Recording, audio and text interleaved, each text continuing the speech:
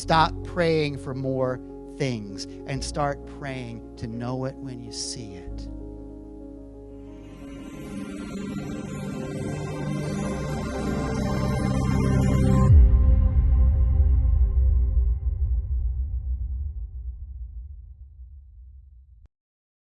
My wife and I were real hands-on parents. Our kids are grown now, but when the kids were growing up, we were real hands-on parents. And by that I mean I freaked out about everything, nonstop. And, you know, it's one of those things. I mean, we met young, and we fell in love young, and we got married young, and we had kids young. And our parents were not, you know, profoundly interested in whether or not we were alive. So we kind of had to figure out everything for ourselves, you know, and it's good, worked out. But there were some moments that really stuck out for me. I mean, one time, we used to go to Disney a lot, and we went to Epcot Center a lot because we hated having money. And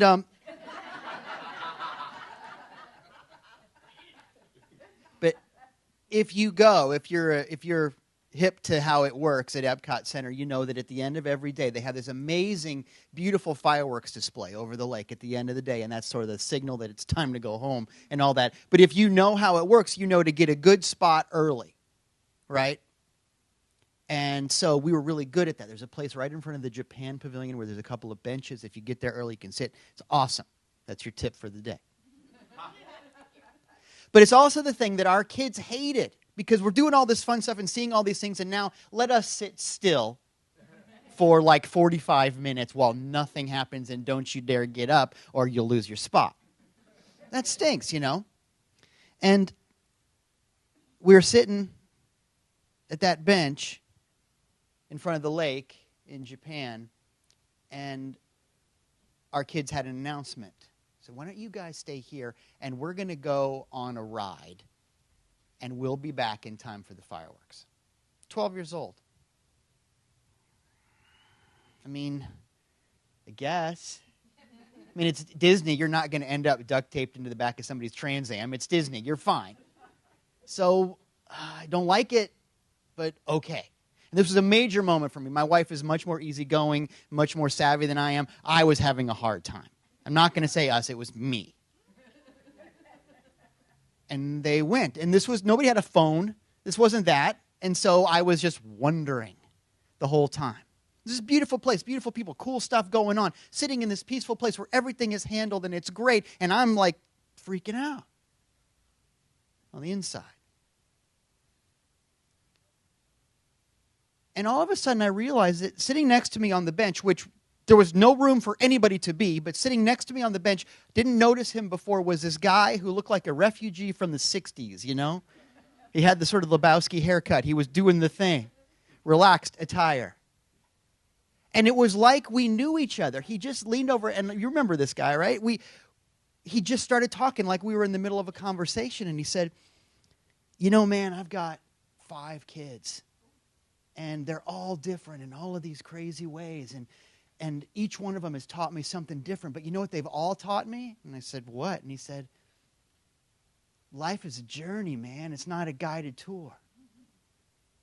And I turned to my wife to go, wow, that was really cool. That was exactly what I need to hear. And I turned back, and he was gone.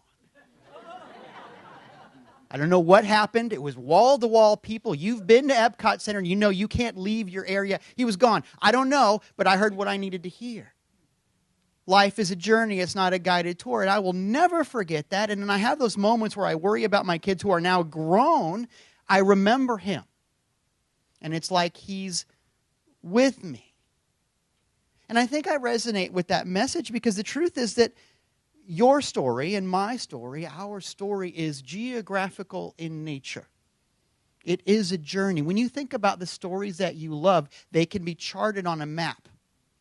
You know, if you open the front cover of The Hobbit, there's a map in there, in the front cover of the book. So often the stories that we love, there's a little map at the beginning because it's a story of going somewhere. And there's a reason that we resonate with that because we're used to that. That's what we think of when we think of the stories of heroes and when we realize that we're the hero of our story. Our story is geographical in nature. And there's something really beautiful about that, but I want to let you know there's also something kind of dangerous about that. Because your story is a journey. You can decide to be really interested in the destination, or you can decide to really dig the travel. And that decision will shape the rest of your experience, the rest of your life. And we ask little kids, what are you going to be when you grow up? What are you going to do when you get to this place? We ask people, have you considered what's going to happen when you go to heaven or whatever? And even if you're not into that level of Sunday school, are you a success yet? Do you have enough money? Have you done the thing, or do you deserve it? Are you enough? Did you get to whatever real or imagined finish line that is presented to you? Are you going to get to this place where you're okay? I have felt that. Perhaps you have felt that too, that finish line idea. What are you going to be like when you get to the end of your story? And if that's what you're fixated on, you're going to miss some really cool adventures along the way. Are you interested in the destination? Are you interested in the journey? That decision will change everything. But it's right there, when you think about, the name of The Hobbit, like the whole story, what it's called, the title of the book, There and Back Again. Every one of the stories you think about, if you want to do that Joseph Campbell thing, when he charts every single story, the end of the story is they end up back where they started. It is universal. When you think about that amazing transformational spiritual tale Mad Max Fury wrote, they go out and they come back. Every story has to do with coming back. So it's not even about getting somewhere. It's about being something along the way. I think that that's something that was lost on me when I was younger. I think I had to figure that out with age. I don't mean to condescend. Different people experience it differently. That's just what it took from me. But what I have learned as a grandpa now, as an older person, is that there's no aim to life. There's just life. Life is the aim. There's no goal out there. The thing is just to live. There's no such thing as a good life or a bad life or a healthy thing or an unhealthy thing. There's just living. And if you can be about that and stop trying to judge it by somebody else's standards, you'll be so much happier. There's just living, But like I said, I think that was lost on me when I was younger. When I was 12, I just wanted to be done, When everything was in process, I just wanted to not be in process. I think that the heroes that I valued were my heroes because I thought they were done. The Superman or whatever. He's done. He's got it all figured out. He's got it all. He's done. And I wanted to be done, And I grew up watching these movies with these amazing montage training sequences, the ones where Ralph Macchio is doing push-ups or something, and the music swells, and they're getting ready for the thing, and they're sharpening knives, and they're tying shoes, and they're painting a fence, or whatever it is they're doing. You know what I'm talking about. I grew up with those movies, and I started to think of my own life as that, and I thought that if I studied enough, practiced enough, did enough of whatever it was, someday I would get to done, and I would deserve to be happy. Like I had to earn it. Someday, if I'm really good at this, whatever it is, if I'm a good enough student or a good enough whatever it is, it'll be okay for me to like myself. You know that feeling? I hope you don't, but maybe you do. Because I was an expert. I got really good at it. But I discovered that there was no there. You know what I mean? And in fact, I know I'm not alone because it's a value that a lot of people get taught. Whether you go Calvinist, where it's like, if I'm good enough, I'll get to go to heaven. And if I am one of God's chosen people, then I'll have a good life. And if I don't have a good life, then everybody knows that I'm a sinner or something. And we kind of laugh at that. But I got to tell you, I've been to a lot of New Thought churches where it just goes, oh, this guy's not doing so well. What's in his consciousness? A weird Capital One commercial. But one way or another, I've seen it. You've seen it. We've seen it. That judgment of people by destination. And here's what I've learned. There is never enough. If you're trying to get to enough, there is never enough because there is always enough. There is never enough because there's always enough. And what I mean by that is everything that you want, everything that's going to make you happy, everything that's going to make you worthy of love or whatever is already here. You've got it. You are it. But the moment you decide to go yearning for it and searching for it and begging for it, you're telling the universe that you don't have it and it's never going to be enough for you. There's never enough because there is always enough. Think about all of the things that you have prayed for and yearned for and asked Santa for that were going to make you done. This is it. Once I get this promotion, winning lottery ticket, new bike, whatever it is, once I get this thing, that I'm done and I'm good. And those things are on the scrap heap of the history of your life. They're gone. Most of them, right? What if the next thing you pray for isn't another thing that just gets consumed? What if we start praying and thinking about different kind of things? When Moses was in the presence of the divine, we know that he knew that it was special because there was a burning bush, but the bush was not consumed by the fire. And to paraphrase a little bit, Moses goes, wow, this is pretty cool because it's not being burned up. Well, what if there are things that we pray for that don't just go away?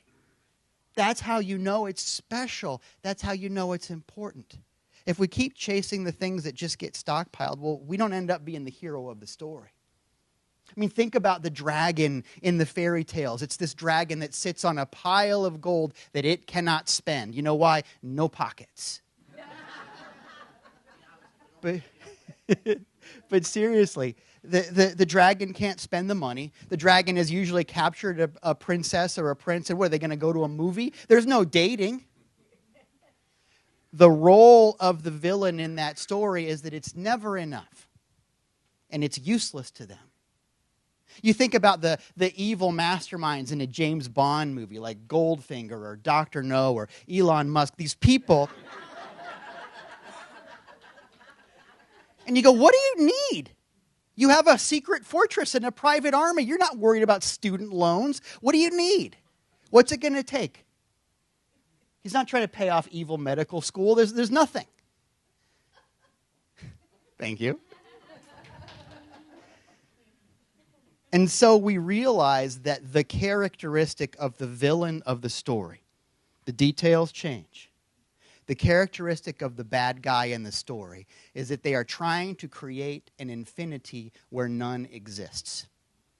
There's never enough money, but they need more. There's never enough power, but they need more. There's never enough attention, but they need more. They're trying to create infinity where there isn't any, which is so weird when you think about all of the things that are naturally infinite, like beauty and love and truth, friendship, the things that you get more of when you give. There's already these infinities, but the villain of the story is the one who doesn't see that, and it's never enough for them. You think about Pharaoh in the story of Moses, it's never enough. What do you need? You got a golden statue of yourself. What else you want? Cable? What do you want? And it does remind me of that story of the mom and the little baby and the news that this civilization is going to change and it's going to be catastrophic for this baby. And so we've got to put the baby in a special vessel and we've got to let it go. And eventually that baby finds its way to a new way of living and a new people. And then eventually that baby grows up in that new environment. They don't know, and all of a sudden they do know. And something happens and that baby realizes, is told, you have to go help some people. I'm talking, of course, of the story of Superman. It's the same story, man. Think about it. It's a very Jewish story. When you went to Sunday school and you heard every single story from the Old Testament is a story about a man with a crazy name and a woman with a very normal name, this is Ebediah and his wife Sarah. Superman's dad's name is Jor-El. I don't know if you remember that, if you're as nerdy as I am. Wife's name, Laura. It's right there in the comic books. But it goes more than that. Superman's name is Jor-El. Superman's real name is Kal-El. That -E-L. Almost every town has a temple Beth-El. in it. That dash EL means of God. Kal-El, Superman's name, actually means the voice of God. It's a very Jewish story. And there are differences, of course, but at the end of the day, you're talking about someone who protects and someone who sets people free. It's always the same story. And given that there are so many apparent differences on the outside, but so much similarity on the inside, we have to go, well, what does make a hero? We talked about what makes a villain, creating an infinity where none exists, right? What makes a hero? Is it strength? Well, no, there's plenty of strong bad guys in the comic books, right? Is it the ability to get people to do what you want? No. This is an important lesson, by the way, because there's a lot of people that misunderstand strength and think it's the same thing as virtue. It's not about being able to beat people up. It's not about getting people to do what you want. It's not even about being invulnerable. Because the truth is, even Superman's got to deal with kryptonite, and more than that, he's got to deal with protecting the people that he loves. So it's not about any of the things that we often think about when we think about heroes. You know what makes a hero? They show up. That's it. In fact, they show up big. Superman's got a funny outfit on. Have you seen the 10 Commandments with Charlton Heston where he goes up to meet God and he comes down with a new haircut and a different outfit? I have met the Lord and he has frosted my tips. Heroes are out and proud. They show up. I'm not kidding. That's what makes a hero. That's the difference, is they mean it and they're ready for it. People ask me sometimes, as a minister, why do you do weddings? Because, you're not magic. I don't make those people married. They're already in love. Love is already there. God is already there. It's not like some religions where I get to say magic words and go, safe. So why do you do it? What's important about a wedding ceremony? And the importance is that we put on our special Superman outfits and we say, I mean it. I think sometimes in New Thought we miss out on some important beauty of ritual. I mean it. Showing up like that. And saying, it's not just you and me, it's you and me and something bigger than us. That's important because that's the other thing. A hero shows up and they surrender to something bigger. They show up and they speak up and they serve. Because think about it. If that moment when Moses has got the children of Israel and they're right there at the Red Sea and Pharaoh's army is going to come, if it had been a human idea, if it had been Moses' idea, I think boats would have been involved. All he knows is I've got to show up and speak up and serve. And Moses in the movie, Charlton Heston, is there with that great "you shall not pass" moment, and the sea parts. God does it. It's not about your idea. It's about showing up for something different. The books we read, the comic books and other, the stories we tell, the movies that we watch, heroes do a lot of different kind of things. But I want you to think about your heroes, the real ones that you have had in your life. Maybe it's not a huge number of them, but there have been some. And think about the way that your heroes have shown up for you. Isn't that what they do? Take a minute and make a pledge to yourself that maybe in some way, maybe today, maybe this week, maybe this month, you will find a way to say thank you to them. And more than that, maybe the best way to say thank you to your heroes is to show up for somebody else. I also like doing christenings. And just like with the weddings, I'm not magic. I'm not trying to save that kid from anything. There's no boogeyman going to jump out with a pitchfork and get you. Don't work that way. That kid is already perfect. My job is to say, hey, everybody, remember that this being is the voice of God too. Just like Superman, a child of something bigger, something far away. And so much of that child lives in this far away, untouchable place. Honor it. Honor the kid. Don't break the kid. And remember that each person that you see is that voice of God. Show up in that way. And each person that you see, you and me included, are blessed with this amazing yearning to be part of that. Oh, the thing that you want, the thing that you pray for, the thing that you're yearning for is not more stuff. It's more openness.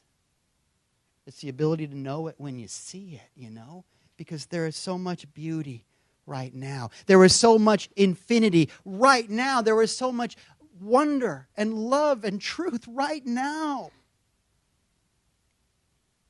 You could have gone home the whole time, Dorothy. It was always right where you are. It's the same story.